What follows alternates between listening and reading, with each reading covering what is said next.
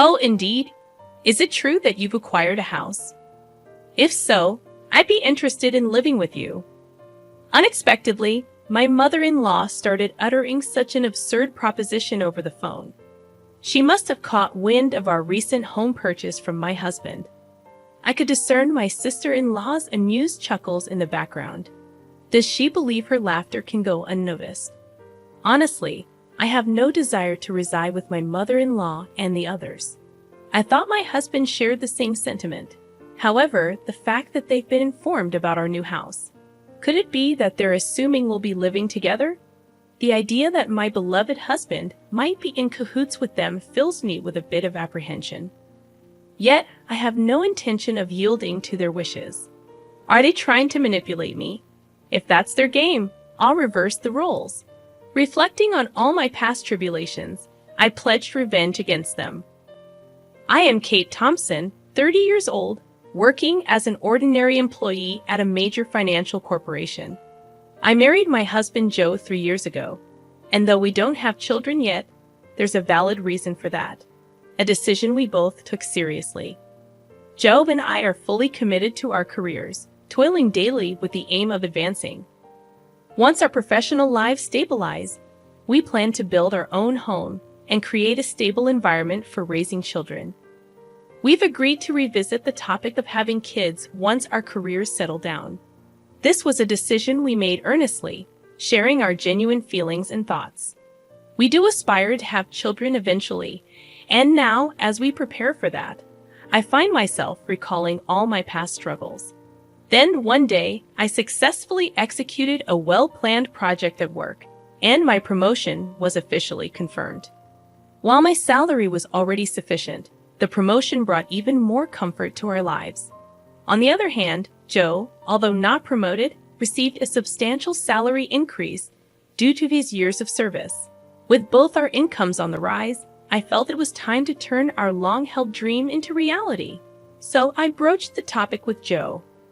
Joe, I want to talk to you. Over the past year, both of us have had stable incomes. I think it might be time to consider getting our own home. What do you think? Oh, is it time already? From his excited voice, I could tell Joe was thrilled. Actually, I've been thinking about it too, but since I haven't been promoted yet, I felt a bit hesitant to bring it up. Don't worry about that. It's not like only one of us needs to earn money. I was thinking it might be okay to build our home in my name. Really? Well, you do earn more now. If you're okay with it, let's build our home in your name. All right, let's proceed with that. Let's go see some model houses on our next day off. Sounds great. Let's go. We shouldn't miss this opportunity. I really feel grateful for choosing Joe at times like this, as we share the same values. The following week, we made an appointment to view model homes as planned. We looked at various types of houses, expanding our vision for our own home. On weekends, we began creating simple floor plans together, researching online. During a recent visit to a construction company, they suggested that instead of leaving everything to them, it's better if we create our own image for a more satisfying home. So Joe and I started building that image. However, neither of us has much knowledge of architecture or design. Even with research, it takes time to put it into practice. While taking breaks, we continued working, and then the doorbell rang. I thought it was a delivery, but when I opened the door, my mother-in-law was standing there. Unexpectedly, huh? Mother, what brings you here so suddenly like this? My mother-in-law sometimes visits our place without notice. She glared at me and, without a word, took off her shoes and went into the house on her own. I'm here, Joe. Huh, Mom? What's up? Surprised by his mother's call, Joe showed a startled reaction. Did you have some business around here? To Joe's question, his mother looked a bit perplexed. Yes, I told Kate about it over the phone a little while ago, but it seems Joe didn't know. I see. Maybe Kate forgot to tell me. Seems like it. Kate, even though she's still young, has a terrible memory. That's not true, Mom. It's not forgetfulness. Kate is incredibly busy with work, and at the same time, she takes care of the household. Her mind is always full of things to do. You're such a kind boy, Joe. If your late father were here, he definitely wouldn't have forgiven that. I really respect Kate from the bottom of my heart. So, Mom, why did you come here today? To Joe's question, his mother smiled contentedly. Then, she slowly took out a travel brochure from her bag, spread a page with a post-it note on the table, and showed it. Listen, Joe. I've always wanted to go to Niagara Falls. Won't you take me, please? My mother-in-law began to say such things excitedly out of the blue. Caught off guard by the sudden request, both Joe and I were left staring at her, mouths agape. My mother-in-law, relentless, kept pressing Joe, who was clearly flustered. Come on, Joe, you agree, right? Think of it as a way to show filial piety. Wait a minute, Mom. I'm in trouble if you suddenly say you want to go on a trip, though you can come too. Actually, I was thinking of going with Claire, but if Joe wants to go, I'm delighted to turn it into a family trip. Claire is Joe's sister. What are you talking about? Kate is here, and I can't get time off from work. But it's strange for me to pay for a trip for you and my sister, right? Not strange at all. Spending money for the family is a wonderful thing, don't you think so, Kate? Suddenly turning to me, my mother-in-law sought my agreement. Though shaken, I firmly expressed my opinion to her. Well, using one's own money for family isn't bad, but I think imposing it on others is different. What do you mean by that? Are you saying I'm trying to extort travel expenses from Joe? I didn't mean to say it in such a harsh way, but listening to you, it sounded like you just wanted us to pay for the trip, Kate. That's terrible. I had no such intention, but you're making me out to be the villain in front of Joe. I'm so shocked. That's not. I didn't mean to call you a villain. I just answered honestly to what was asked. Okay, no need for excuses, Kate. Why are you so heartless? You must not like me, do you? My mother-in-law, visibly upset, glared at me with icy cold eyes. It always turns out like this when she comes over. She always finds some reason to demand money and then squanders it with Claire, Joe's sister. Spending money for the family sounds nice, but what my mother-in-law does is practically extortion. The situation is entirely different when Joe gives them money out of kindness. No matter that they're family, I never really liked Joe's brazen mother and sister. According to Joe, his mother and sister became so selfish after his father passed away. Joe's father died when he was in high school, and since then, they have lived as a trio. While his strict father was alive, he watched over the finances. But with his departure, there was no one to stop them, and they even freely spent the life insurance money. Also, since Claire works part-time, not as a full-time employee, her salary is low, and their life is always on the edge. So this is why she regularly visits our house, making excuses like life is tough, or I want to relax and travel somewhere to extort money from Joe. Before marrying Joe, it seemed he was at the mercy of his mother and her demands after his father's death. A sense of dependence for being cared for by his mother had bound Joe. However, since marrying me, Joe seems to be gradually realizing their true nature. Even when repeatedly asked for money, recently he's been trying hard to refuse. For Joe, that's quite a growth. Moreover, he has recently become able to speak back firmly to his mother. To my mother-in-law's spiteful words like, "You don't like me, do you? Or why should I for such an uncharming daughter-in-law?" Joe responded clearly. Just because you're my mother doesn't mean you can speak badly of Kate. Didn't Kate just answer what you asked her, Mom? You're taking Kate's side. What are you talking about? I think you're in the wrong here, Mom. That's so unfair. Surely Kate must have poisoned your mind against me. Poor thing, you were such a kind child before we got married. I'm telling you that's not it. I'm saying this because I think so. Joe's firm response surprised my mother-in-law, who was not used to being talked back to like that. With a frustrated look, biting her lower lip, she said, "Fine," and left. Kate, I'm sorry. I'd always make you feel uncomfortable. No, it's okay. You stood up for us this time. Once we build our own home, we'll be further away. Let's not interact with Mom and them. Then yeah, that would be a relief. If you're okay with it, Joe, I'm grateful. The place we are considering for our new home is quite far from our current apartment, improving the convenience to both of our workplaces. Our current apartment is about 5 train stations away from Joe's parental home, but the new house will be 3 times farther and require transfers. The route from the station is also complex, so if we don't give them the address, it won't be able to find our new home. It's a good chance to cleanly break off our relationship with my mother-in-law. Later, we submitted our imagined floor plan to the construction company, and the construction started 2 months later. After about half a year, our $500,000 dream home was completed. We managed to squeeze some time from our busy work schedules to pack a few days before the move. I received a call from my mother-in-law on my smartphone. Busy packing. I turned on the speaker and answered the phone.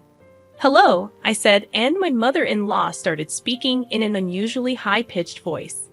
Kate, when are you moving? You bought a house, right? I want to live with you. Suddenly, on the phone, my mother-in-law began to say such an outrageous thing. She must have heard about our new home purchase from Joe. I could hear Claire, my sister-in-law, chuckling in the background. That's great. We can make Kate work for us every day. Mom, you came up with a good idea. Do they think their words aren't reaching me? It's clear they plan to piggyback on our move. I imagine them planning to use me for an easy life. Honestly, I have no intention of living with them. I thought Joe felt the same, but telling them about the new house. Could it be that they're assuming we'll live together? The thought that my beloved Joe might be in league with them fills me with a bit of fear. But I have no intention of letting them have their way. They're probably trying to use me, right? If that's the case, I'll turn it around and use them. I told them the date of our move. Then my mother-in-law and Claire said, "We'll come to the apartment in the afternoon on that day. Take us with you in the car, and arrange the movers for us too." They hung up after making their demands.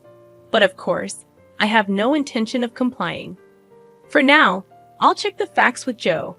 As I was about to go and tell Joe this, he was already standing behind me. Joe, you were there. I came to say we should take a break, but was that Mom on the phone just now? Ah, yes. I was going to talk to you about it too. Why did you tell your mother about our new home? It's not like that. Actually, when Mom came over last time, she seems to have seen the floor plan of our new house. She kept pestering me about it every day. So, Kate, I'm really sorry. I see. So you don't intend to live with your mother, right? Of course not. After hearing that phone call, I'm even thinking it's better to cut ties with her. Joe's expression was filled with more anger than ever. It was the first time I had seen him this angry. From what Joe told me, my mother-in-law had seen the layout of our new home and was convinced it was a spacious house. She had pretended to be interested and called Joe repeatedly, asking him about the number of rooms and details of the facilities. But it seems that Joe is on my side, which relieved me. Then there's no problem at all. This made me determined to get my revenge on my mother-in-law. I've had enough of her saying whatever she wants, but it's goodbye to that now. I'll make sure to settle this properly. And so, the day of the move arrived. Joe and I had the movers transport our things in the morning and headed to our new home in our car. By the time we finished moving everything, it was already past 1:00 p.m., checking our phones while taking a break. We saw dozens of missed calls from my mother-in-law. She called me too, Joe said, sounding weary. Then, my mother-in-law called again. I answered the phone with the speaker still on. Hello, Kate. Where are you? I told you I'd be at the apartment in the afternoon, didn't I? Yes, you did say that. So what can I do for you? What do you mean? You didn't arrange for the movers. I've been waiting at home, and not a single truck has shown up. So I had to go to your apartment myself. Is that so? Well, that's too bad. You know, I didn't arrange for any movers. What? That's not the agreement. Where is your new house? Huh, you really think I'd tell you? After saying that clearly, my mother-in-law uttered a dumbfounded huh. She probably thought that as long as Joe was there, she could always have her way. But Joe is different now. He's my precious ally, trying to cut off the bad ties with his family. Determined to release all my pent-up feelings, I spoke firmly. Just to let you know, neither Joe nor I have any intention of living with the two of you from now on. Please don't involve yourselves in our lives. What are you saying? Your opinion doesn't matter. It's up to Joe to decide. At least tell me where the new house is right now. Huh? How are you going to get here without even knowing the address? This house is in my name. I have the right to decide who lives here. If you two just barge in, it's trespassing, and I'll sue you right away. What? Trespassing? How rude to say that about your husband's family. At that point, Joe spoke up in a deathly cold voice. Family? My father, who was a family member, is already gone, isn't he? What are you saying, Joe? After hearing that last phone call, I'm utterly fed up with you two. Just having a blood relation with you is embarrassing. From now on, my family is only Dad and Kate. I no longer consider you two as my family. Wait, Joe, don't say such things. Don't bother us again, got it? With that, Joe hung up without waiting for her reply. He swiftly set his phone to block her calls. Hey, Joe, are you really okay with this? Yeah, I finally realized that Mom was just using me to her advantage. I feel completely relieved now. Joe looked truly refreshed, sincerely believing what he said. That's how we, as a couple, managed to cut off the bad ties with my mother-in-law and sister. Afterwards, they had to change their lifestyle drastically, as Joe stopped supporting them completely. Without any contact with Joe, they lost their fallback option. Later on, my sister-in-law's part-time income wasn't enough, and my mother-in-law had to start working part-time as well. Being a housewife for so long, she wasn't used to the working environment and was clumsy, often being disliked at her workplace. Meanwhile, we live a peaceful life in our new home, with no sudden visits from my mother-in-law anymore. We are truly stress-free. I'm endlessly grateful to Joe for believing in me and cutting ties with his toxic blood relatives. We might face various challenges in the future, but even then, I trust Joe, and we will support each other and walk through life together.